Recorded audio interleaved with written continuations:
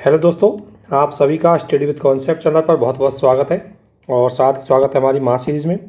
और दोस्तों, इस महा सीरीज़ के अंतर्गत आपकी तैयारी को एकदम समग्र कराने के लिए हमारे अंतर्गत एक बेसिक से बिल्कुल सीरीज चल रही है, जिसमें आपकी पॉलिटी और इकोनॉमी चल रही है। हालांकि कुछ बिजी होने की वजह से इनके वीडियो बीच में ब्रेक हो गए थे, बट अब कंटिन्यू हम इसकी कोशिश करेंगे कि आपका जल्दी से जल्दी सिलेबस किया जाए। और दोस्तों, इनको बिल्कुल आपके प्री एंड मेंस के आधार पर हम तैयार करा रहे हैं। इसके अलावा इसके साथ साथ हम प्रीवियस ईयर के क्वेश्चन इसमें हम प्री और मेंस दोनों को साथ में लेके चल रहे हैं, क्योंकि ध्यान रखना एक बात कि आपकी तैयारी को एकदम एक साथ एक अटेम्प्ट में अगर आपको एग्जाम पास करनी है तो आपकी तैयारी हमेशा समग्र होनी चाहिए। और समग्र का मतलब है आपको प्री प्लस मेंस की तैयारी अच्छे से करते हुए चलनी चाहिए। कई बार बहुत सारे लोग होते हैं कि उनके साथ ये होता है कि वो प्री की पढ़ लेते हैं, क्योंकि कई बार हो सकता है कि आपने प्री दिया और पास नहीं हुए, तो आपका पूरा कॉन्सेंट्रेशन प्री हो जाता है। लेकिन एक बात ध्यान रखना, प्री के बाद और मेंस के एग्जाम के बीच में ज़्यादा समय नहीं बचता। आप उस दौरान ज़्यादा तैयारी नहीं कर पाएंगे, इसलिए आपकी तैयारी मेंस के पॉइंट ऑफ व्यू से होनी चाहिए। क्योंकि मेंस आपके दोस्तों कॉन्सेप्ट को डेवलप करेगा तो प्री के क्वेश्चन वैसे से हो जाएंगे। मेंस आपके फैक्चुअल इन्फॉर्मेशन को डेवलप करेगा तो प्री के क्वेश्चन वैसे से हो जाएंगे। तो मेंस कोई ज़्यादा बड़ी बात नहीं है, मेंस ही इंपॉर्टेंट है। प्री अपने आप पास हो जाएगी। आपको प्री के लिए सिर्फ प्रीवियस ईयर के क्वेश्चन, टेस्ट सीरीज, इसको रेगुलरली अब फॉलो करते हुए चलना है, ठीक है। तो हमारे द्वारा प्री और मेंस के प्रीवियस ईयर के क्वेश्चन, जिसमें प्री के लिए आपको घटना चक्र पढ़ाई जा रही है, जो न केवल यूपीएससी बल्कि समस्त पीसीएस के प्रीवियस ईयर के आए हुए क्वेश्चन हैं, उनको शामिल करते हुए ये चीज़ चलाई जा रही है। तो इसमें आपको बहुत ज़्यादा हेल्प मिलेगी। साथ ही दोस्तों एनसीईआरटी चल रही है, जिसमें आपकी हिस्ट्री की क्लास 6 और सिलेबस की एनसीईआरटी बिल्कुल कॉन्सेप्ट के साथ कंप्लीट हो चुकी है। और ज्योग्राफी की एनसीईआरटी अगर बात करें तो क्लास 6 की कंप्लीट हो चुकी है, क्लास 7 की चल रही है। इसके अलावा सीसेट की सीरीज चल रही है। तो आपकी तैयारी को पूरी चीज़ों को ध्यान में रखते हुए ये महा सीरीज चलाई जा रही है, जिसके अंतर्गत आपकी तैयारी के लिए आंसर राइटिंग भी किया जा रहा है। डेली आंसर राइटिंग की एक सीरीज चल रही है, जिसमें अभी तक हम डे 9 तक के क्वेश्चन आपको शेयर कर चुके हैं और उसमें सॉल्यूशन भी करा दिया गया है। और सबसे बड़ी खास बात यह है दोस्तों कि इसमें आपकी कॉपियों को लाइव चेकिंग की जाती है। लाइव चेकिंग आपकी कॉपी की जाती है ताकि आप अपने फॉल्ट है उनको जान सकें। तो आपको कल हम लैब चेकिंग करेंगे कॉफ़ी, तो उसका शेड्यूल भी आपको अपलोड कर दिया जाए, टाइम बता दिया जाएगा लैब, ताकि आप अच्छे से अपनी कॉफ़ी और कमियों को देख सकें। तो दोस्तों, इसी महा सीरीज के अंतर्गत हमारे द्वारा इकोनॉमी पढ़ाई जा रही है। और इकोनॉमी के अब तक लगभग 18 लेक्चर हम कंप्लीट कर चुके हैं। और चूंकि कुछ कारणों की वजह से बिजी रहे, अदरवाइज इसको अब तक कंप्लीट कर चुके होते। तो आज हम इकोनॉमी के अंतर्गत एक इंपॉर्टेंट टॉपिक आपका था इकोनॉमिक रिफॉर्म। दोस्तों, इकोनॉमिक रिफॉर्म है जो 1991 में हमने किए थे। इन इकोनॉमिक रिफॉर्म का बेस पढ़ने के लिए, इसकी पृष्ठभूमि हेतु हमें 2 तरीके पढ़ने पड़े। एक था इसकी लॉन्ग टाइम बैकग्राउंड और एक था इसका कंटेम्प्ररी बैकग्राउंड। यानी कंटेम्प्ररी बैकग्राउंड का मतलब है कि लॉन्ग टाइम में कौन से कारण थे जिनकी वजह से 1991 में हमें इकोनॉमिक क्राइसिस का सामना करना पड़ा। इसमें हमने एक एक करके देखा। एग्रीकल्चर वाला पार्ट देखा दोस्तों कि एग्रीकल्चर में हमारे लिए ज़रूरी क्या था, क्या क्या सुधार क्या थे, ठीक है, और सुधारों के परिणाम क्या रहे, ये चीज़ हमने देखी। इसके अलावा हमने इंडस्ट्रियल सेक्टर में देखा, ठीक है। इसमें हमने कौन सी औद्योगिक नीति देखी और औद्योगिक नीति क्यों अपनाई गई थी, क्या उद्देश्य था, उसका क्या परिणाम था, ये सारी चीज़ें हमने देखी। इसके अलावा हमने व्यापार को देखा। तो ये तीनों परिस्थितियाँ, तीनों सेक्टर है वो 1991 तक आते हुए कैसे कमज़ोर होते गए और जिसके परिणाम स्वरूप भारतीय इकोनॉमी एक इकोनॉमिक क्राइसिस का सामना करना पड़ा। ये थे इसके लॉन्ग टाइम कारण। लेकिन आखिरकार ऐसे क्या कारण थे कि 1991 में ही हमें इकोनॉमिक क्राइसिस का सामना करना पड़ा। तो इसके कुछ तत्कालीन कारण भी थे। उन तत्कालीन कारणों को हम देखते हैं, तब आप समझ पाएंगे कि आखिरकार क्या कारण थे। दोस्तों, जब भी 1991 का इकोनॉमिक रिफॉर्म है, इसको लेकर के प्री मेंस में हर बार क्वेश्चन पूछे जाते हैं, इसलिए इसका बैकग्राउंड अच्छे से पढ़ना और समझना ये हमारे लिए बहुत ज़रूरी है। और इसी उद्देश्य के लिए हमने इसको 2 पार्टों में बांट दिया कि एक एग्रीकल्चर का वाला पार्ट 1991 से पूर्व और एक 1991 के बाद। ठीक इसी प्रकार से इंडस्ट्री, सर्विस सेक्टर, हर एरिया को हमने 2 भागों में बांट दिया, ताकि हम फाइंड आउट कर सकें कि 1951 की प्रथम पंचवर्षीय योजना से लेकर के 1991 तक हमने क्या अचीवमेंट किया, उसके बाद 1991 से लेकर के 2022 तक हमने क्या अचीवमेंट किया। आपको हमेशा 2 आधारों पर डेटा कलेक्ट करना है, एग्रीकल्चर सेक्टर, सर्विस सेक्टर और सभी सेक्टरों का। जब जाके आप क्वेश्चन अच्छे से कर पाएंगे। आगे हम बताएंगे कि 1991 के सुधारों में हमारा क्या अचीवमेंट रहा, क्या चुनौतियां रही, क्या समस्या रही और आज वर्तमान में हमें क्या करना चाहिए, वो सारी चीज़ें आपके साथ डिस्कशन करेंगे।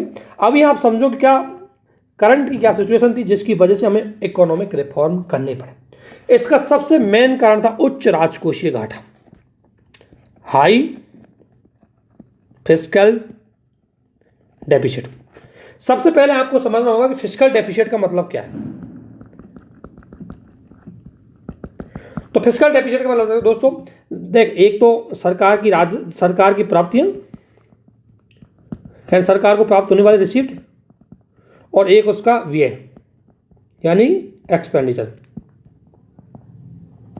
यदि आपको पता है कि अगर कोई किसी व्यक्ति का व्यय ज़्यादा हो जाए और उसकी प्राप्ति कम हो तो व्यक्ति क्या चला जाता है, घाटे में चला जाता है। ठीक उसी प्रकार से सरकार की यदि प्राप्ति ज़्यादा हो जाती है और व्यय उसके अकॉर्डिंग नहीं होता, सरकार का व्यय ज़्यादा हो जाता है, प्राप्तियां उसके अकॉर्डिंग नहीं होती, तो सरकार घाटे में चली जाती है। तो इस घाटे की पूर्ति करने हेतु सरकार क्या करती है, ऋण लेती है, और इसी ऋण को बोलते हैं हम फिस्कल डेफिसिट। और इसको हम आपको बहुत ज़्यादा विस्तार से भी समझाएंगे कैसे फिस्कल डेफिसिट का क्या क्या स्टेटस है।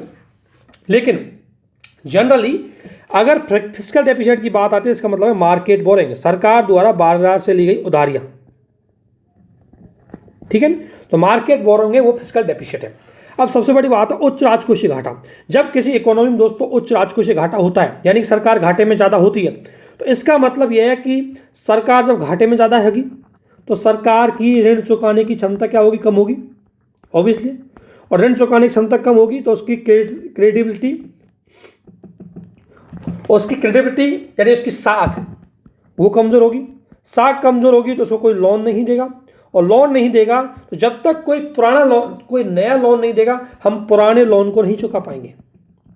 और इसी वजह से जब हमने राजकोषीय घाटा ज़्यादा बढ़ता गया तो हमारे भारत पर लोगों का यह विश्वास होगा कि भारत अपना लोन चुकाने में असक्षम है, क्योंकि पुराना लोन उस समय पर नहीं चुका पड़ा। और इसी कारण से हमें ऋण जाल पर फंसने का, जो हमारा लोन ट्रैप है, ऋण जाल है, उसमें फंसने की पूरी आशंका बढ़ने लगी। इसी कारण से हमें कुछ चेंज करना पड़े।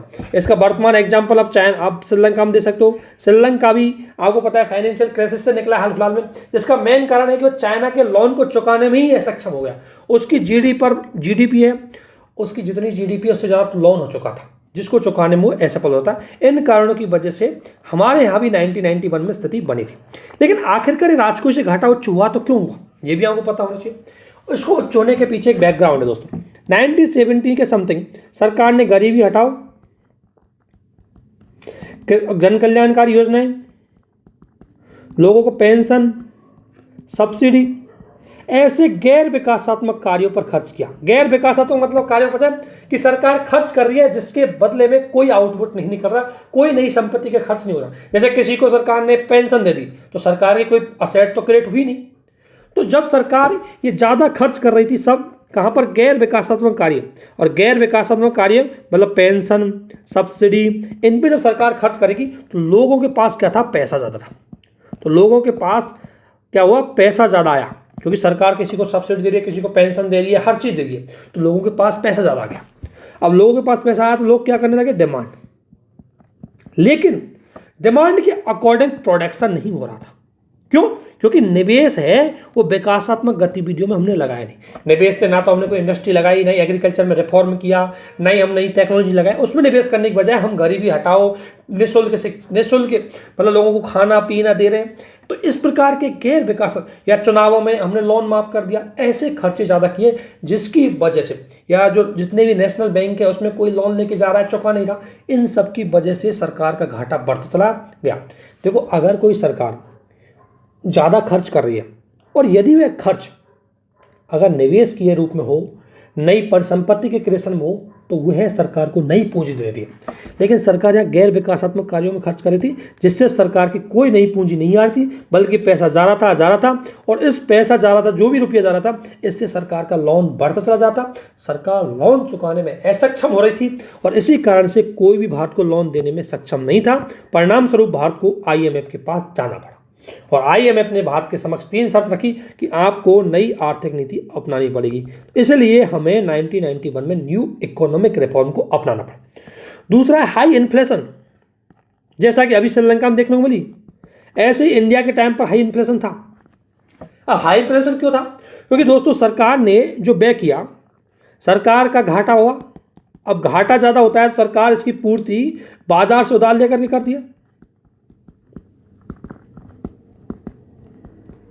कर दी। और बाजार से उधार कहाँ से लेती है? आरबीआई से। तो आरबीआई सरकार को क्या देता है? फिर सरकार आरबीआई क्या करता है? प्रिंटिंग करता है पैसों की। आरबीआई क्या करता है? प्रिंट करता है रुपीज़ का। और रुपीज़ का जब आरबीआई प्रिंट करेगा तो मार्केट में रुपीज़ ज़्यादा आ जाएगी, और मार्केट में रुपीज़ ज़्यादा आ जाएंगे तो रुपीज़ की वैल्यू गिर जाएगी, मुद्रा की वैल्यू क्या हो जाएगी? गिर जाएगी। और इससे क्या है? इन्फ्लेशन बढ़ जाएगा। तो इस कारण से मार्केट में जो पैसा आ रहा था वो लोगों के पास उपभोक्ता की वस्तुएं बढ़ाने के लिए आ रहा था। उपभोक्ता वस्तु पर ज़्यादा खर्च हो रहा था, परिणाम स्वरूप उत्पादन में निवेश नहीं हो रहा था। भाई अगर सरकार जितना पेंशन में खर्च कर रही है, इससे ज़्यादा वो इंडस्ट्री, रिसर्च, अनुसंधान, शिक्षा, स्वास्थ्य इन पे खर्च करती तो उस समय एक नई परिसंपत्ति का क्रिएशन होता।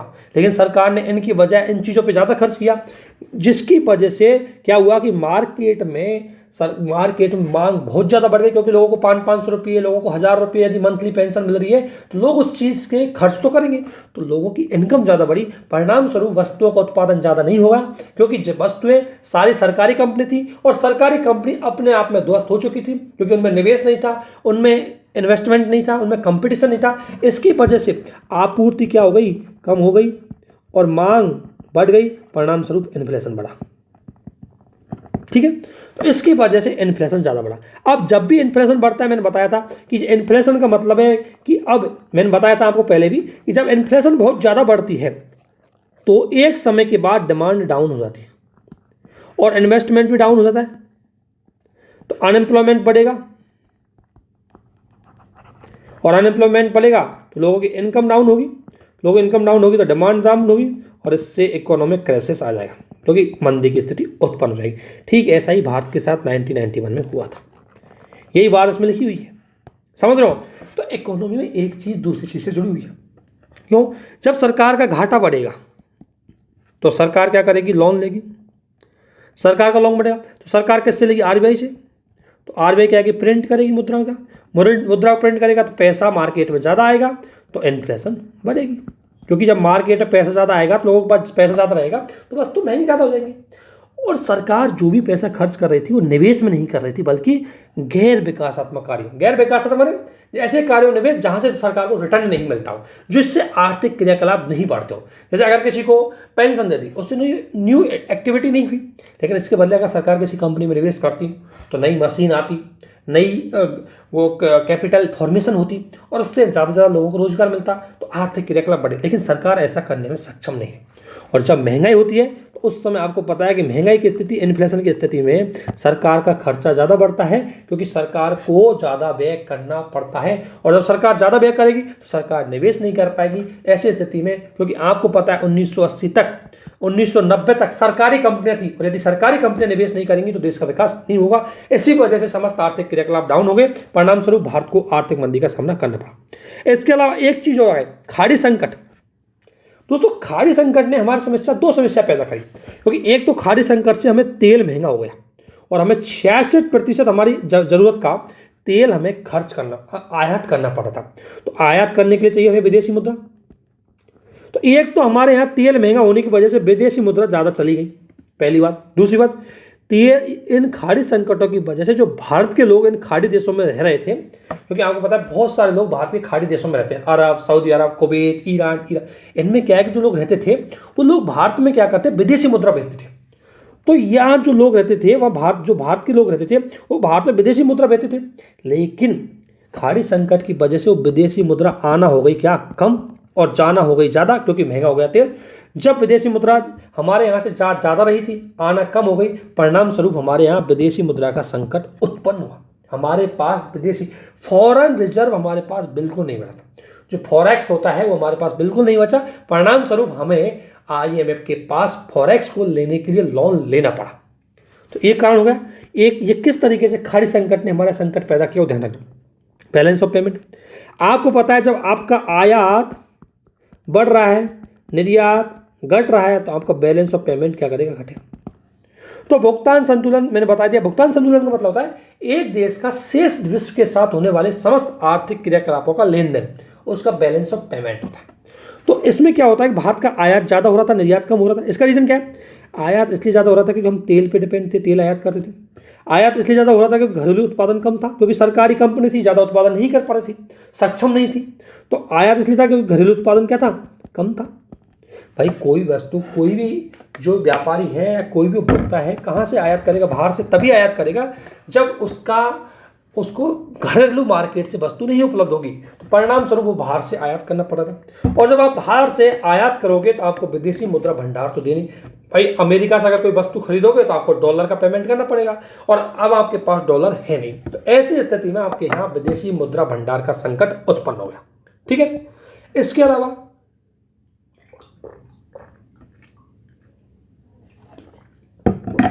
अलावा सबसे बड़ी बात ये थी कि चलो हमारे यहाँ बैलेंस ऑफ पेमेंट खराब हो गया, इन्फ्लेशन बढ़ रही हो, कोई दिक्कत नहीं, फिजिकल डेफिसिट बढ़ रहा, कोई दिक्कत, लेकिन हमारे यहाँ औद्योगिक क्षेत्र है जो एग्रीकल्चर पे डिपेंड था, जो इंडस्ट्री पे डिपेंड था, औद्योगिक क्षेत्र है वो सार्वजनिक क्षेत्र पे डिपेंड था। सारी कंपनी औद्योगिक क्षेत्र की सरकारी थी, लेकिन उनमें ही भ्रष्टाचार, उनमें ही कंपटीशन का अभाव, इसकी वजह से वो सारी कंपनियां घाटे में जाने लगी। जो कंपनी सरकार को रेवेन्यू देती थी, वही कंपनी जब घाटे में जाने लगेगी तो सरकार की आय की स्थिति बहुत खराब हो जाएगी। इन स्थितियों को ध्यान रखना। मैंने दोनों स्थिति बताई आपको। एक स्थिति आपको मैंने बताई है कि किस तरीके से, एक स्थिति तो मैंने आपको ये बताई है कि किस तरीके से 1991 में बैकग्राउंड तैयार हुआ लॉन्ग टाइम की वजह से। एग्रीकल्चर हमारी खराब होने लगी, औद्योगिक इकाइयाँ हमारी पस्त हो गई, पब्लिक सेक्टर के एंटरप्रेन्योर वो भी डाउन होने लगे, विदेशी मुद्रा भंडार खाली हो गए। इनके मद्देनजर इन स्थितियों में मजबूर होकर के, ध्यान रखना, हमें मजबूरी में क्या अपनाना पड़ा?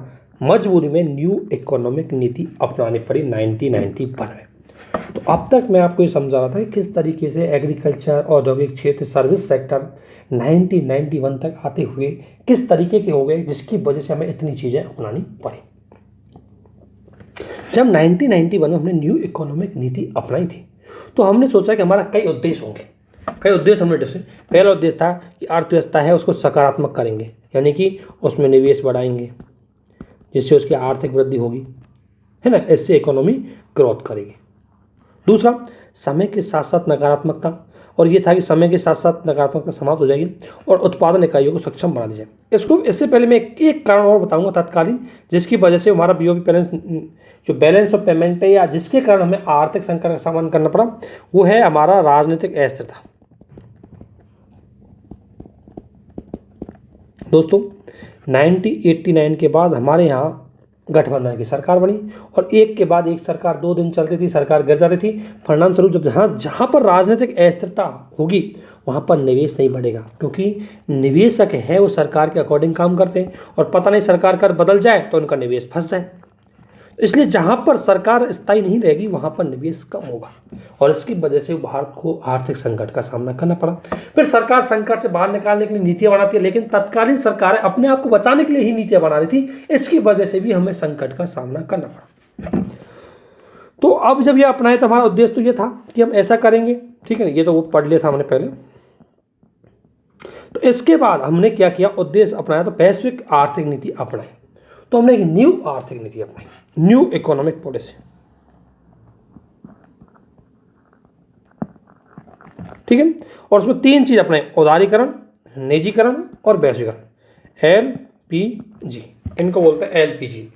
LPG का मतलब लिबराइजेशन, प्राइवेटाइजेशन, ग्लोबलाइजेशन, यानी कि ये नए चीज अपनाई। और ये जो सुधार था ये संगठनात्मक सुधार था, ये संरचनात्मक सुधार था, स्ट्रक्चरल चेंजेज हुए। स्ट्रक्चरल चेंजेज होंगे अब, और कैसे होंगे? पहला था उदारीकरण, यानी कि पहले सरकार, भारत सरकार की नीति थी कठोरता की, स्ट्रिक्ट, और स्ट्रिक्ट में सरकार का कंट्रोल ज़्यादा था,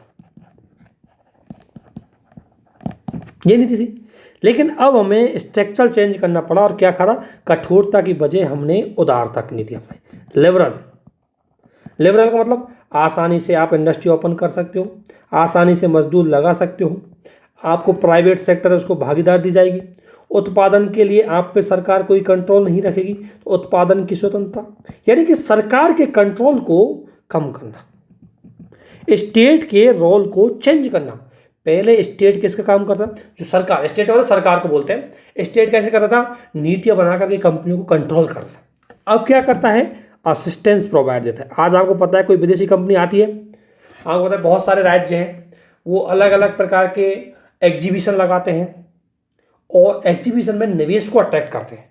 विदेशी कंपनी आती है, विदेश प्राइवेट कंपनी आती है, उनसे बात करते हैं, उनसे कहते हैं कि हमारे यहाँ निवेश करो, हम आपको सड़क जल सारी फैसिलिटीज प्रोवाइड करवाएंगे। तो राज्य की भूमिका चेंज हुई। पहले राज्य की भूमिका कंट्रोलर के रूप में थी, अब राज्य की भूमिका सहायक के रूप में होगी।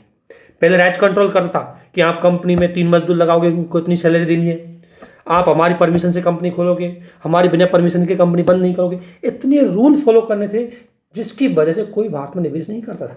इसी वजह से भारत में निवेश को बढ़ाने के लिए हमें कहीं ना कहीं उत्पादकों को स्वतंत्रता देनी पड़ी। एक काम ये हुआ कि एक तो स्टेट का रोल चेंज हुआ उदारीकरण के अंतर्गत, ठीक है, राज्य की भूमिका उसमें बदलाव हुआ। दूसरा अपनाया हमने निजीकरण। पहले हमारे यहाँ था कि भारत में समस्त इंडस्ट्री है वो सरकार की होंगी, ज़्यादातर निजीकरण की भूमिका कम थी। अब क्या था कि जो भी सार्वजनिक क्षेत्र के उपक्रम है जो पहले सरकारी थे, अब उनको प्राइवेट सेक्टर को उनका क्या दिया जाएगा, प्राइवेट सेक्टर को उनका कंट्रोल दिया जाएगा, मालिकाना हक दिया जाएगा, अर्थात निजी क्षेत्र की भागीदारी बढ़ाई जाएगी। जैसे आपको पता है एयर इंडिया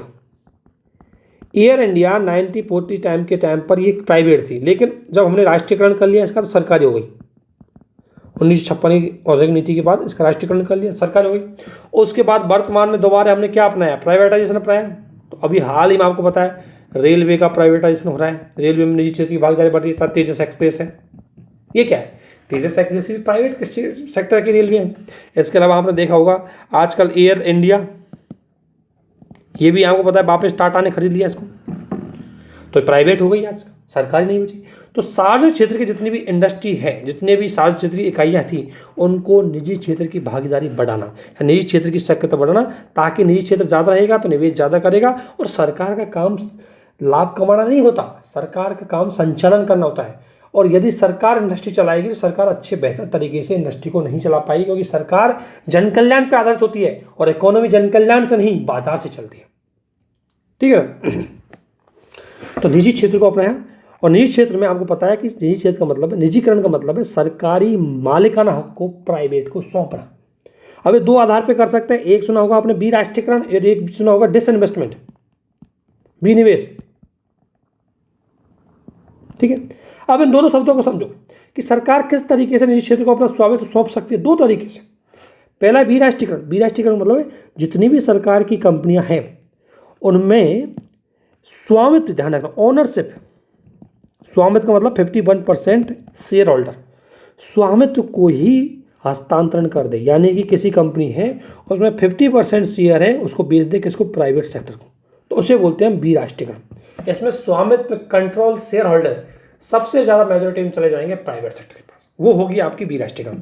और डिसइन्वेस्टमेंट का मतलब ये है कि इसमें प्राइवेट सेक्टर की जो एंटरप्रेन्योर है यानी कंपनी है उनमें, पब्लिक सेक्टर की जो कंपनियां हैं उनमें निजी क्षेत्र की भागीदारी बढ़ाई। जैसे मैंने कोई कंपनी से 100% गवर्नमेंट का है तो इसमें 10% हिस्सेदारी किसकी होगी, प्राइवेट सेक्टर। जैसे अभी आपने सुना होगा LIC 100% गवर्नमेंट का था, हाल फिलहाल सरकार ने 10% इसके शेयर को बेच दिया, तो 10% क्या होगा इसका, प्राइवेट।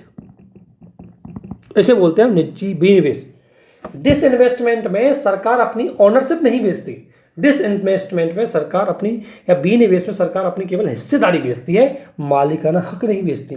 जबकि बी राष्ट्रीयकरण में सरकार अपना मालिकाना हक को भी बेच देती है। ये दोनों में टेक्निकल डिफरेंस है, ठीक है। तो ये है निजीकरण, ठीक है। अगला पॉइंट आता है हमारा वैश्वीकरण। दोस्तों 1950 से लेकर के 1991 तक भारतीय इकोनॉमी का मतलब वैश्विक इकोनॉमी से जुड़ी नहीं थी। बहुत सारे प्रतिबंध थे कि हम विदेशों से व्यापार भी ज़्यादा नहीं कर सकते, हालांकि सीमित मात्रा में थे। हम विदेशी वस्तुएं भारतीय मार्केट में नहीं आ सकती, उनको बहुत सारी ड्यूटी, बहुत सारे टैक्स, बहुत सारी चीज़ें देनी पड़ती थी, नए विदेशी निवेश को हमारे यहाँ आने देते थे। लेकिन एक बात बताओ, हमारे यहाँ अगर जब तक हम बाहर से कंपटीशन नहीं करेंगे, बाहर के लोगों के साथ जुड़ेंगे नहीं, तब तक हम सीखेंगे कैसे। अगर कोई व्यक्ति मान ले गांव में रह रहा है और वो गांव में पढ़ाई कर रहा है, जब तक वो सिटी के लोगों के साथ कंपटीशन नहीं करेगा, वो कैसे पता लगाएगा, उसको कैसे समझ में आएगी कि और भी चीज़ होती है। ठीक उसी प्रकार से इंडियन इकोनॉमी केवल वैश्वीकरण पहले भारत में ही थी, वो बाहर की इकोनॉमी से बिल्कुल नहीं जुड़ी थी, जिसकी वजह से वो कंपटीशन, नई वस्तुएं, नई प्रोडक्ट नहीं जानती थी। हमारे यहाँ बनते थे कपड़े और अमेरिका में बन रहे थे कंप्यूटर, तो हमारे लोग कंप्यूटर जानते नहीं थे क्योंकि उनको पता नहीं था कंप्यूटर क्या चीज़ है। अगर हम अमेरिका के आज, जैसे आज हर देश के लोगों के साथ जुड़े हुए हैं, तो आज हमें कहीं भी नया इनोवेशन होता है तुरंत पता लग जाता है। उस समय हम किसी के साथ जुड़े हुए नहीं थे, इसलिए हमें वैश्वीकरण को अपनाना पड़ा। वैश्वीकरण का मतलब है कि हमारी इकोनॉमी को अन्य देशों की इकोनॉमी के साथ जोड़ दो, वस्तुएं आराम से जाएंगी आएंगी, व्यापार होगा, ट्रेडिशनल रिलेशन, इंटरनेशनल रिलेशन वो बढ़ेंगे, और इंडियन इकोनॉमी है वो ओपन कर दी विदेशी निवेशकों के लिए, उसे बोलता है ओपन इकोनॉमी। जबकि ज़्यादातर 1991 से पहले हमारी इकोनॉमी बंद इकोनॉमी थी, लेकिन अब एक ओपन इकोनॉमी अपनाई, ऐसे बोलते हैं वैश्वीकरण। वैश्वीकरण का मतलब एक देश का दूसरे साथ के देश की इकोनॉमी शेष विश्व की इकोनॉमी के साथ, चाहे वो श्रम हो, यानी कि लोग आराम से वहाँ जा सकते हैं आ सकते हैं, वीजा सस्ता हो जाए, आसानी से जा सकें। दूसरा, आपको पता है पहले राजा महाराजा के टाइम पर सीमा में आप एंट्री नहीं कर सकते थे। अगर सीमा में एक देश की सीमा से दूसरे देश की सीमा में चले जाते थे तो आप पे विद्रोह लग जाता था। आज हम अमेरिका में जाते हैं तो पहले हमारे यहाँ नीति इतनी स्ट्रिक्ट थी कि हम अमेरिका में आसानी से नहीं जा पाते थे। अब हमने ईजी बना दी कि आसानी से तुम अमेरिका का वीज़ा ले सकते हो, आसानी से ऑनलाइन फॉर्म अप्लाई कर सकते हो, वीज़ा ले सकते हो, पासपोर्ट ले सकते हो और आराम से जा सकते हो। इस आधार पर वैश्वीकरण में देश की इकोनॉमी यानी श्रम, निवेश, वस्तु एवं सेवाओं का व्यापार है, इसको आसान बना दिया, जोड़ दिया एक देश की इकोनॉमी दूसरे। तो इस प्रकार एक तरह से ओपन करते हुए है वैश्वीकरण। अब देखो, वैश्वीकरण का मतलब है एक देश की इकोनॉमी दूसरे देश की इकोनॉमी, यानी हमारे निवेशक अमेरिका में जाकर के, चीन में जाकर के, दक्षिण अमेरिका में जाकर के, दक्षिण अफ्रीका में जाकर के निवेश करें, कोई बाधा नहीं हो, उसे बोलते हैं ग्लोबलाइजेशन, एकदम ओपन इकोनॉमी। तो तीनों चीज़ें अपने पड़ी। अब वैश्वीकरण एक डेवलपमेंट आप थोड़ा सा जान लो कि वैश्वीकरण का डेवलपमेंट किस फेज में हुआ है।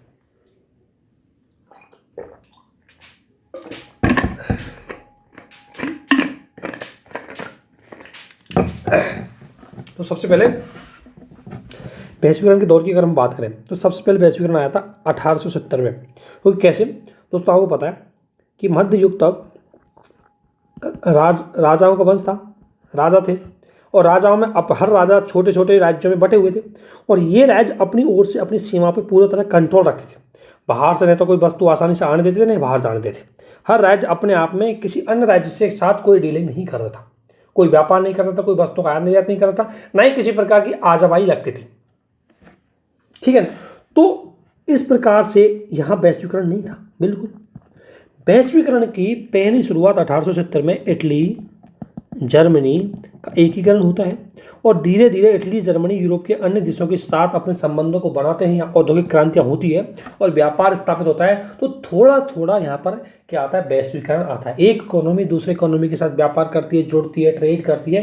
तो पहली बार वैश्वीकरण की शुरुआत औद्योगिकरण से हुई थी। तो औद्योगिकरण से लेकर के फर्स्ट वर्ल्ड वार तक जो वैश्विक लेवल पर जो चीज़ें थी, हालांकि इस दौरान कोई वैश्विक लेवल पर कोई WTO जैसी संस्था नहीं थी, लेकिन फिर भी एक देश दूसरे से देशों के साथ व्यापार कर रहा था, तो इसे पहली बार ग्लोबलाइजेशन बोला गया। लेकिन दोस्तों, जब प्रथम विश्व युद्ध हुआ, तो आपको पता है विश्व युद्ध के प्रथम विश्व युद्ध से लेकर के द्वितीय विश्व युद्ध तक दो देशों के बीच में हमेशा लड़ाइयाँ चल रही थी। यूरोपीय देश दो भागों में बट गए थे, दोहरी राहत और मिश्र राहत। इसकी वजह से उसमें आपस में व्यापार बंद हो गया, आवाजाही बंद हो गई। एक देश दूसरे देश की वस्तुओं और सेवाओं पर सीमा में बहुत ज़्यादा टैक्स लगा रहा, कस्टम ड्यूटी लगा रहा। इसकी वजह से वैश्वीकरण क्या है, डी वैश्वीकरण की ओर बढ़ता चला गया। इसको बोला गया डी ग्लोबलाइजेशन। और डी ग्लोबलाइजेशन का मतलब है कि संरक्षणवाद, प्रोटेक्शन। तो प्रोटेक्शन में बढ़ने लगा, इसका मतलब है कि संरक्षणवाद बढ़ने लगा। और संरक्षणवाद का मतलब है कि अपनी वस्तुओं और सेवाओं को सुरक्षित रखने के लिए विदेशी वस्तुओं पर टैक्स, कस्टम ड्यूटी बहुत ज़्यादा बढ़ा दो। जैसे अमेरिका आजकल क्या करता है, अमेरिका भी आजकल चीन से आने वाली वस्तुओं पर ड्यूटी बढ़ा दी, कस्टम ड्यूटी बढ़ा दी, बाहर से आने वाली वस्तुओं पर कस्टम ड्यूटी बढ़ा दी। तो क्या कर रहा है, ये संरक्षणवाद की नीति अपना रहा है। और संरक्षणवाद की इस नीति को बोलते हैं डी ग्लोबलाइजेशन। ये ग्लोबलाइजेशन के विरुद्ध है। ग्लोबलाइजेशन कहता है कि ओपन रखो, संरक्षणवाद कहता है बंद रखो। तो जब देशों में युद्ध होता है तो हमेशा इकोनॉमी बंद हो जाती है। तो यही हुआ था कि 1945 से लेकर के 1914 से लेकर 1945 तक डी ग्लोबलाइजेशन का दौर चल रहा था। इसके बाद आता है ग्लोबलाइजेशन का दूसरा चरण 2.0। जब 1945 में युद्ध समाप्त होता है, गेट जैसी संस्था का गठन होता है, गेट बनता है, और गेट कहता है कि एक देश दूसरे देश के साथ व्यापार संबंधी बाधाओं को कम करेंगे। आपको पता है, मैंने बताया था general agreement on trade and tariff, यानी कि व्यापार की बाधाओं को कम करने के लिए एग्रीमेंट हुआ कि एक देश, क्योंकि द्वितीय विश्व युद्ध में आपको पता है कि देशों के बीच में दुश्मनियां बढ़ गई थी, देश आपस में एक देश दूसरे देश के साथ ढंग से बोलता नहीं था, व्यापार नहीं करता था। इसकी वजह से जो युद्ध के दौरान इकोनॉमियाँ ध्वस्त हुई थी, वो इकोनॉमियाँ रिवाइव नहीं हो रही थी। तो फिर इन देशों ने सोचा कि यार आपस में मिलकर कोई एग्रीमेंट कर लेते ताकि आपस में वस्तुओं का आयात निर्यात आसानी से हो और लोगों के जीवन स्तर को सुधारा जा सके। तो इसकी वजह से फिर धीरे धीरे वैश्वीकरण की शुरुआत हुई। ठीक है, नव स्वतंत्र राज्यों ने व्यापार को बढ़ावा दिया, पश्चिमी दुनिया फ्री ट्रेड की बात होने लगी और यूएनओ, वर्ल्ड बैंक और आईएमएफ जैसी संस्थाएं बनी जिन्होंने ग्लोबल लेवल पर इकोनॉमी को बढ़ावा देने में सहयोग दिया। इसके बाद आता है वैश्वीकरण वैश्वीकरण का तीसरा चरण, और यह वैश्वीकरण का हाइपर ग्लोबलाइजेशन था। क्योंकि दोस्तों 1945 से लेकर के 1991 तक जो कोल्ड वार चल रहा था, ये कोल्ड वार में दो शक्तियों के बीच में चल रहा था, यूएसए और यूएसएसआर। तो इसमें यूएसए वाला जो लीडरशिप थी, यूएसए की लीडरशिप में जो देश आ रहे थे, ये तो थे ओपन इकोनॉमी, आपस में फ्री ट्रेड चल रहा था, एग्रीमेंट हो रखे थे, वस्तुएं आयात निर्यात हो रहा था। लेकिन यूएसएसआर के नेतृत्व में जो चाइना था, सोवियत संघ की जो कंट्री थे, ये थे कौन सी, क्लोज इकोनॉमी। बाद में चाइना 1978 में रिफॉर्म करता है। 1978 में चाइना को समझ में आ गया था कि एक क्लोज्ड इकोनॉमी से डेवलपमेंट होने वाला है नहीं है, हमें दूसरे देशों के साथ संबंध बनाने चाहिए। इसलिए चाइना ने 1978 में अपनी जो नई आर्थिक नीति है उसको अपनाना था। चाइना ने अपनी आर्थिक नीति को अपनाया समझ के, हमने आर्थिक नीति को अपनाया था दबाव में। ये जो अंतर है, इसी की वजह से बहुत सारी चीज़ें झेलनी पड़ी। इसलिए ध्यान रखना, एक और तो क्लोज इकोनॉमी थी, एक और ओपन इकोनॉमी थी। इसलिए 1945 से लेकर के 1985 तक ग्लोबलाइजेशन था, बट बहुत बड़ी फेज में नहीं था। लेकिन जैसे ही 1991 में यूएसएसआर का पतन होने लगा, पूरी दुनिया ओपन इकोनॉमी में आ गई, क्योंकि दुनिया को पता लग गया कि यूएसएसआर का पतन के पीछे थी उसकी क्लोज्ड इकोनॉमी, उसका अन्य दुनिया के साथ संबंध ना होना उसके पतन का मेन कारण बना। इसलिए सारे देशों ने क्लोज्ड इकोनॉमी को छोड़ करके ओपन इकोनॉमी बनाई। और इसी दौरान देशों के बीच में आपने देखा होगा 1991 में भारत को भी एलपीजी अपनाया। भारत ने अपना मार्केट खोल दिया, अफ्रीका ने खोल दिया, एशिया ने खोल दिया, सारे गरीब देशों ने अपना मार्केट ओपन कर दिया, वस्तुओं का सेवाओं का आयात निर्यात धुआंधार हुआ। और इसी दौर का फायदा चाइना और यूएसए उठाते चले गए और अपनी इकोनॉमी को डेवलप कर लिया। इसलिए वैश्वीकरण का जो तीसरा चरण है, ये था 3.0 1985 से लेकर के 2008। लेकिन दोस्तों 2008 में आर्थिक मंदी आती है अमेरिका में, और उसका प्रभाव पूरी दुनिया को देखने को मिला। तो कई देशों के समझ में ये आ गई कि भाई जब दूसरे देशों में आर्थिक मंदी का प्रभाव हमारे यहाँ भी पड़ता है, तो हमें थोड़ी हमारी इकोनॉमी पे कंट्रोल करना चाहिए और एकदम ओपन नहीं छोड़नी चाहिए। इसलिए 2008 के बाद वर्तमान समय में ग्लोबलाइजेशन के समक्ष एक चुनौतियाँ पैदा हो गई, जिसका एग्जाम्पल आप देख सकते हैं कोविड-19। अगर मान लें कोविड-19 अगर आज हमारी इकोनॉमी क्लोज होती, तो चाइना में उत्पन्न होने वाला कोविड-19 क्या इंडिया आ पाता? नहीं आ पाता। क्योंकि इंडिया चाइना से ना तो हमारे यहाँ वस्तु आ पाती, ना व्यक्ति आ पाते, ना कोई सेवा आ पाती, तो कोविड कैसे आ जाता। इसलिए 2008 के बाद जो संकट आया, जैसे सब प्राइम संकट आपने सुना होगा, अमेरिका में जो संकट आया, और जो अभी कोविड-19 का 2019 में जो संकट आया था 2020 में, ये सारे संकट एक देश का दूसरे साथ के साथ इंटरडिपेंडेंट होना, और ग्लोबलाइजेशन के दौर में आज हम एक देश दूसरे देश के साथ जुड़ गया है, डिपेंड हो गया है, और इसका परिणाम ये हो रहा है कि इकोनॉमियाँ भी एक साथ डाउन होती है। तो 2008 में जब आर्थिक मंदी आई, जिसका मेन कारण अमेरिका का जो मार्केट था, तो दुनिया को समझ में आ गया कि अगर इकोनॉमी को बचाना है तो थोड़ा बहुत कंट्रोल रखना जरूरी है। इसलिए धीरे धीरे संरक्षणवाद की नीति बढ़ने लगी और ग्लोबलाइजेशन विरोधी नीतियां होने लगी। तो वर्तमान में ये हो रहा है कि सूचना प्रौद्योगिकी के साथ साथ कृत्रिम बुद्धिमत्ता जैसे चीज़ें बढ़ रही है, लेकिन वैश्वीकरण के वर्तमान दौर में कहीं ना कहीं हम एक चीज़ कह सकते हैं कि वर्तमान में संरक्षणवाद बढ़ता जा रहा है। कैसे? एक तो व्यापार युद्ध हो रहा है अमेरिका और चीन में। व्यापार युद्ध किस बात का है? संरक्षणवाद है। संरक्षणवाद का मतलब अमेरिका चाइना की वस्तु पर, ये क्या है? संरक्षणवाद है। और संरक्षण मतलब है शुल्क, ड्यूटी लगा रहे हम अमेरिका द्वारा, अमेरिका चाइना की वस्तुओं पर, चाइना अमेरिका की वस्तुओं पर लगा रहा है, और इसकी वजह से दोनों के बीच में व्यापार युद्ध हो रहा है और इसका परिणाम दुनिया भर के देशों को झेलना मिल रहा है। दूसरी बात यह है कि वर्तमान में कोविड-19 के बाद कई देशों ने जैसे निर्यातों पर प्रतिबंध लगा दिया। जैसे आपने सुना होगा इंडोनेशिया ने अपने निर्यात पर प्रतिबंध लगा दिया क्योंकि वहाँ जो ऑयल था, एडियल ऑयल था, जो खाने का जो तेल था, इस खाने के तेल का वहाँ पर उत्पादन होता था, लेकिन चूंकि कोविड-19 के दौरान इसका उत्पादन हुआ कम, जिसकी वजह से वहाँ की लोकल डिमांड पूरी नहीं हो पा रही थी, इसलिए निर्यात को रोक दिया कि भाई निर्यात नहीं करेंगे जब तक घरेलू आवश्यकता की पूर्ति ना हो। जैसे ये निर्यात रुका, भारत में संकट बढ़ेगा क्योंकि भारत बड़ी मात्रा में खाने के तेल पर दक्षिणी पूर्वी एशियाई देशों पर डिपेंड था। तो ग्लोबलाइजेशन के बाद ही समझ में आ गया था कि अगर हमें ज़्यादा भी वैश्वीकरण में रहना है तो थोड़ा सतर्क रहना पड़ेगा, नहीं तो एक देश की इकोनॉमी का प्रभाव हमारे यहाँ भी पड़ेगा। तो इसलिए 2008 के बाद कहीं ना कहीं ग्लोबलाइजेशन की भी आलोचना होने लगी। इसके अलावा भारत द्वारा हालांकि ग्लोबलाइजेशन का जो दौर चला था, भारत ज़्यादा फायदा उठा नहीं पाया क्योंकि भारत की वस्तुएं कमज़ोर थी तो ज़्यादा बाहर नहीं जा पाई, भारत की सेवाएं कमज़ोर थी, ज़्यादा बाहर नहीं पाई, भारत का डेवलपमेंट थोड़ा कमज़ोर था, इसलिए भारत ज़्यादातर देशों के साथ इंटरनेशनल रिलेशन नहीं बना पाया, व्यापार नहीं कर पाया। और जब भारत की इकोनॉमी वर्तमान में मजबूत हुई है तो बहुत सारे देशों ने भारत पे प्रतिबंध लगा दिया। जैसे अमेरिका ने भारत को विकासशील देश के दर्जे से ख़त्म कर दिया। पहले अमेरिका ने भारत को विकासशील देश का दर्जा दे रखा था और विकासशील देश के दर्जे में अमेरिका भारत को बहुत सारी वस्तुओं पर सब्सिडी देता था, वो समाप्त कर दी।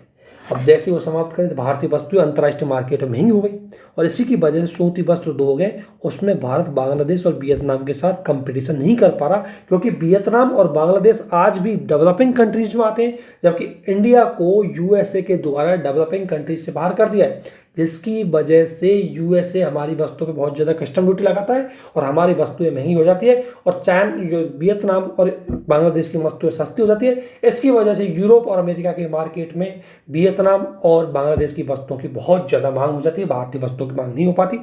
यही कहा जाता है कि जब भारत को 2008 से पहले जब दुनिया में प्रतिबंध नहीं थे, एकदम ओपन इकोनॉमी थी, उस समय फ़ायदा उठाना चाहिए था, लेकिन भारत उस समय नहीं उठा पाया। तो ये था 3 कॉन्सेप्ट जो आपको जानने थे और 1991 में सुधार के लिए अपनाए गए।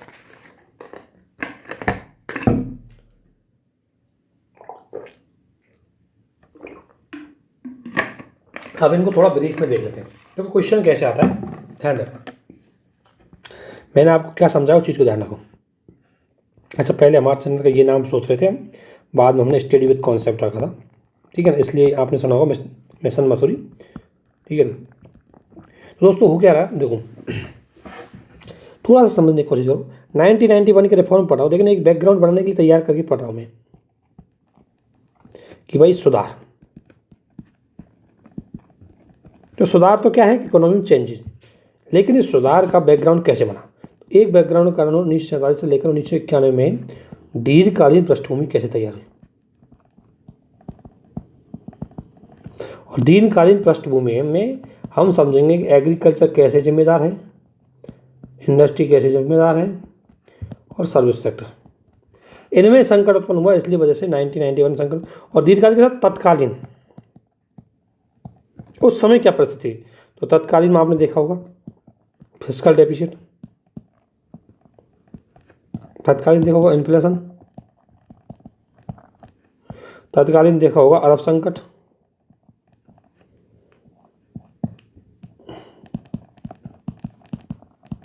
यह खाड़ी संकट,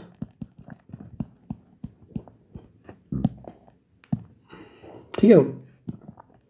इसी दौरान देखा होगा हमारा प्राइवेट सेक्टर इंटरव्यू जो सरकारी कंपनियां डाउन हो गई और इन्हीं वजह से हमारी स्थिति खराब हो गई और हमें क्या अपनाना पड़ा, न्यू इकोनॉमिक रिफॉर्म। अब इनको हम आगे देखेंगे, एग्रीकल्चर में कैसे किए हमने, इंडस्ट्री में कैसे किए हमने, बैंकिंग में कैसे किए हमने, व्यापार में कैसे किए, ये सारे सेक्टर हम आगे देखेंगे, ठीक है।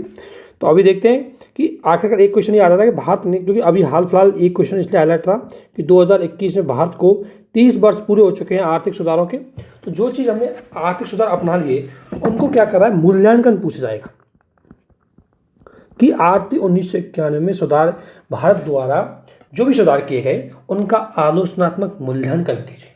आलोचनात्मक मूल्यांकन का मतलब है कि हमें उसके कुछ सकारात्मक उपलब्धियां देखनी है और दूसरा उसकी कुछ सीमाएं देखनी है और फिर आपको सजेशन देना है। वो है आपका क्या, मूल्यांकन। तो क्वेश्चन लिख लो पहले, फिर आपको ये करवाते हैं। क्वेश्चन देखो 1991 के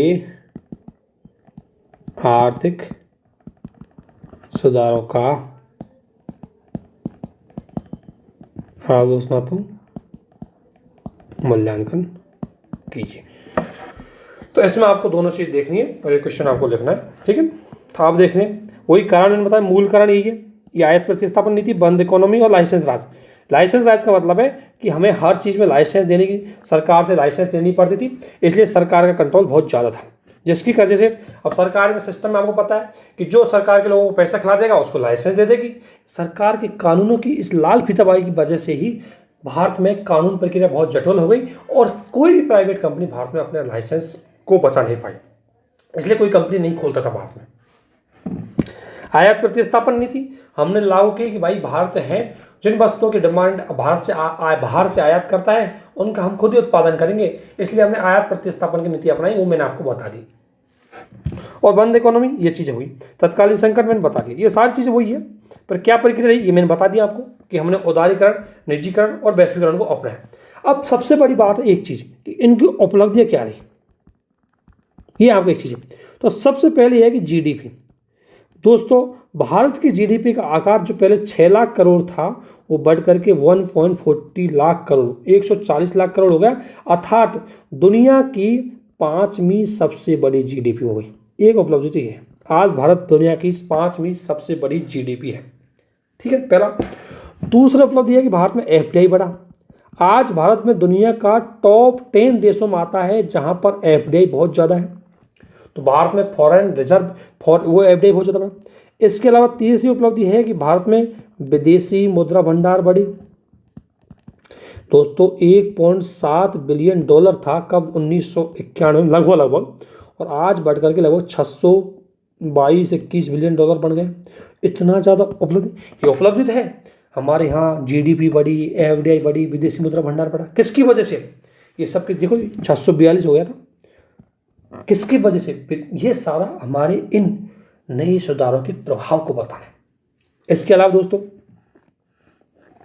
भारत सर्विस सेक्टर में अगर बात करें तो टॉप हो गया भारत आजकल, चाहे सॉफ्टवेयर में हो, सब चीज़ में भारत ने आजकल टॉप, आईटी सॉफ्टवेयर इनमें भारत ने टॉप किया है।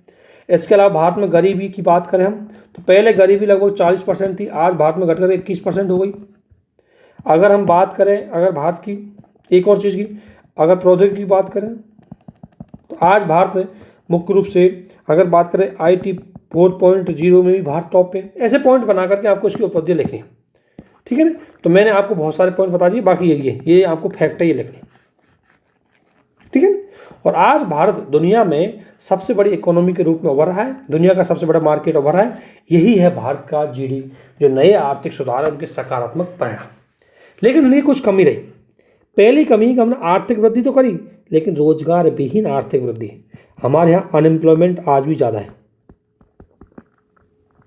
और इसके लिए आपने आप पढ़ा होगा दोस्तों, श्रम बल सर्वे जो आए थे भारत के, पीरियडिक आवधिक श्रम बल सर्वे, जो पीरियडिक लेवल फोर्स सर्वे है उसको पढ़ा होगा। उसके अकॉर्डिंग भारत में अगर देखें तो भारत में है गरीबी, एम्प्लॉयमेंट बढ़ा है, अनएम्प्लॉयमेंट बढ़ा। पहली चीज़ अनएम्प्लॉयमेंट बढ़ा। हमने जीडीपी में वृद्धि तो की लेकिन हम उस अकॉर्डिंग, भारत उस अकॉर्डिंग अपने रोजगार को नहीं बढ़ा पाए। उसका मेन कारण था कि हम इंडस्ट्रियल सेक्टर को ज़्यादा आगे नहीं बढ़ा पाए थे। हमने 1991 में जो सुधार किए थे वो डायरेक्ट हम सर्विस सेक्टर में चले गए, जबकि हमारा दूसरा फेज होना चाहिए इंडस्ट्रियल सेक्टर, विनिर्माण क्षेत्र, मैन्युफैक्चरिंग सेक्टर, उस पर हमने ज़्यादा काम नहीं किया। तो एक कमी इसकी ये रही। अगर आपसे पूछे तो इसमें फैक्ट आप देख लेना, पीरियडिक लेबर फोर्स सर्वे का। दूसरा था जटिल टैक्सेशन प्रोसेस, यानी कि दोस्तों भारत में प्रोग्रेसिव टैक्स लगाए हमने और प्रोग्रेस टैक्स में जीएसटी, इनकम टैक्स, और ये टैक्स अभी भी भारत में बहुत महंगे हैं। इसकी वजह से भारत में निवेश नहीं हो पा रहा था। तो एक ये चीज़ हो गई। तीसरा, अगर बात करें तो भारत में समावेशी विकास की चुनौतियाँ। भारत ने विकास तो किया, लेकिन कृषि क्षेत्र आज भी पिछड़ा हुआ है, शहरी और अनौपचारिक क्षेत्र आज भी पिछड़ा हुआ है, ट्राइबल्स को ज़्यादा फायदा नहीं हुआ। इसके अलावा बुनियादी ढांचा भारत का आज भी कमजोर है। मानव संसाधन भारत में स्किल लेबर बहुत कम है। इसकी वजह से भारतीय जो इकोनॉमी है या भारत में जो नए आर्थिक सुधार है उनकी कमियां भी रही। आज भी डोमेस्टिक वायलेंस बहुत ज़्यादा है, महिलाओं की भागीदारी कम है, महिला भागीदारी कम है, रिसर्च अनुसंधान में हम कम है, पिछड़े हुए हैं। अगर हम बात करें इनोवेशन है, उसमें हम पिछड़े हुए, उसमें हमारी स्थिति अच्छी नहीं है। तो इस आधार पर, और सबसे बड़ी बात है, विनिर्माण क्षेत्र अभी भी हमारा पिछड़ा हुआ है। तो इस आधार पर भारत सरकार के द्वारा मुख्य रूप से इन चुनौतियों को जो हमने एलपीजी के अंतर्गत किए थे और इनका संकट उभर के आया था दोस्तों कोविड-19 के टाइम पर।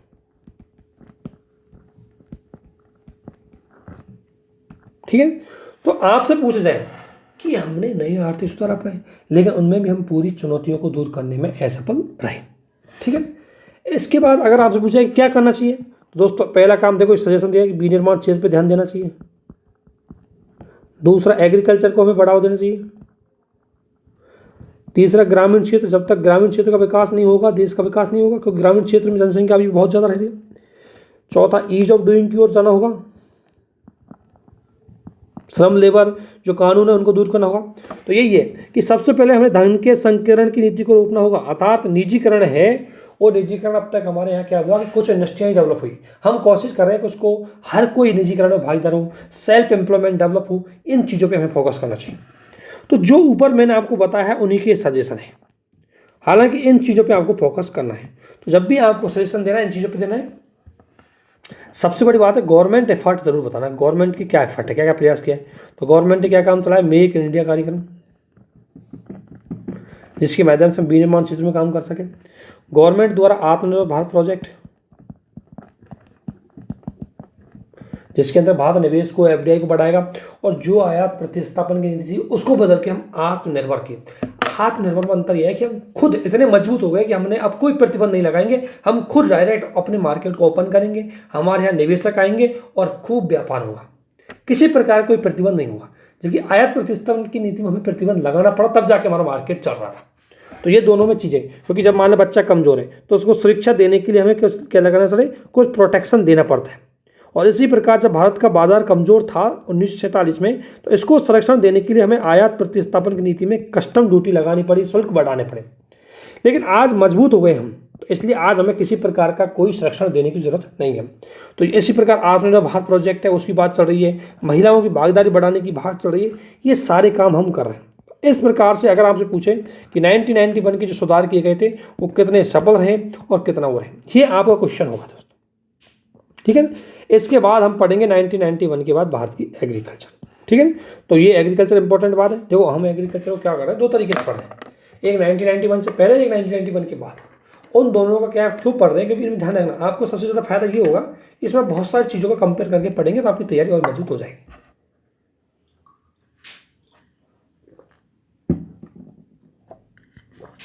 इसलिए इस वीडियो का ही समाप्त करते हैं। आगे हम एग्रीकल्चर से जुड़े हुए, क्योंकि एग्रीकल्चर से प्री और मेंस दोनों में क्वेश्चन आता है। एग्रीकल्चर के दो चीज़ देखेंगे हम, इनपुट चीज़ देखेंगे जो एग्रीकल्चर में है उसके उत्पादन से पहले लगने वाली चीज़, और आउटपुट चीज़ है जो उत्पादन के बाद होने वाली एक्टिविटी। ठीक है, उनको देखेंगे। इनपुट में खाद, बीज, इन सब चीज़ों को देखेंगे, इनमें क्या समस्याएं, क्या क्या सरकारी प्रयास किए गए, वो सब। और सारे फैक्टों के लिए मैंने ये चीज़ें कर दी आपको, मैंने विजन की कुछ चीज़ें ली है इसमें फैक्टों के लिए, फैक्ट चाहिए दोस्तों ये। ठीक है, तो फैक्टों के लिए मैंने ये लिया है, सरकार की योजनाएं आ गई इसमें। जब भी हमें क्वेश्चन में चाहिए तो आपको सजेशन, चुनौतियाँ, ये सारी चीज़ें आ जाएंगी, इसलिए मैंने सारी चीज़ों को इसमें ले लिया है। तो आगे हम एग्रीकल्चर पढ़ेंगे, और एग्रीकल्चर एक इंपॉर्टेंट टॉपिक होगा हमारा जो अभी तक हमने पढ़ा है। तो इनको पढ़ने से पहले हम 1991 की से पूर्व की एग्रीकल्चर उसका रिवीजन जरूर कर लेना। ठीक है, तो इस प्रकार हमारे आर्थिक सुधार हैं, उन सुधारों को एक एक क्षेत्र वाइज पढ़ते जाएंगे। पहले एग्रीकल्चर, फिर इंडस्ट्री सेक्टर, फिर सर्विस सेक्टर, फिर बैंकिंग सेक्टर, और उस आधार पर हम आगे पहुंचेंगे इसमें। ठीक है। तो ये एक मेजर टॉपिक बना रहेगा। इसके बाद हमारा एक टॉपिक फिस्कल डेफिसिट राजकोषीय नीति का है, और कुछ टॉपिक और बचे छोटे मोटे वो रहेंगे। सबसे महत्वपूर्ण ये है, हालांकि कुछ इंफ्रास्ट्रक्चर रिलेटेड टॉपिक भी रहेंगे हमारे, तो हमने सारी चीज़ों को कवर करने की, बैंकिंग सिस्टम हमारा कंप्लीट हो चुका है, बाकी हम लगभग सारी चीज़ों को कवर करने की कोशिश करेंगे, और ज़्यादा नहीं 10 वीडियो या 12 वीडियो में 10 एक वीडियो में इसको समाप्त कर देंगे। ठीक है ना। इसी के साथ आप सभी को हमारे साथ बने रहने के लिए बहुत बहुत धन्यवाद, और अब कंटिन्यू कोशिश करेंगे आपके साथ वीडियो शेयर किया जाए और आपका सिलेबस जल्दी किया जाए। आपसे निवेदन है कि इनको अच्छे से देखें, बस पेशेंस रखें, हमेशा चीज़ों पे धैर्य रखें। आंसर राइटिंग का जो ग्रुप चल रहा है उसमें आंसर राइटिंग करें। हालांकि आपकी कॉपी है, जब भी हमारे समय मिलेगा हम कॉपी चेक करेंगे, लेकिन आपको कंटिन्यू लिखना है। NCERT रेगुलरली फॉलो करें।